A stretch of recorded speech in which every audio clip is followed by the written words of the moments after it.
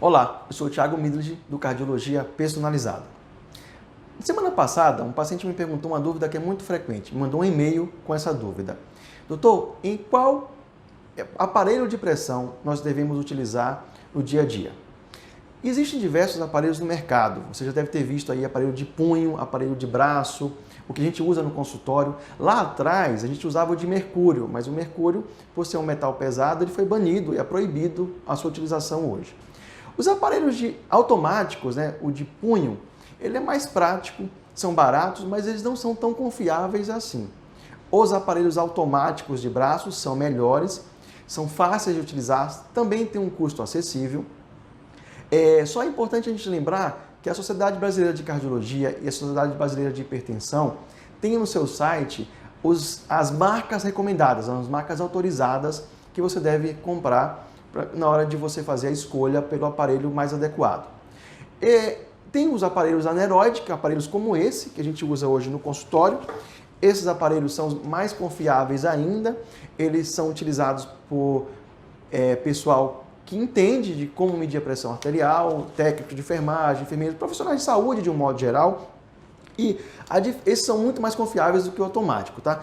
Por que acontece isso? Porque a diferença é que o automático, ele mede pela batida do pulso. Já aí você consegue ver uma importante informação. Os aparelhos automáticos têm muita influência de erro nas medidas quando o paciente tem uma arritmia, por exemplo, seja ela uma fibrilação atrial, tema de nosso vídeo, ou extrasístoles frequentes, pode dar erro na medida e isso aí vai ser lido como interpretado de uma forma inadequada. Esses aparelhos aqui, o aneroide, eles medem pela ausculta. A gente tem que colocar o aparelho, o estetoscópio, no braço do paciente para medir. Então, a diferença básica é que um mede pelo pulso, outro mede pelo som que a gente escuta. Então, esse aqui é muito mais fidedigno e muito mais real e representa melhor a sua pressão.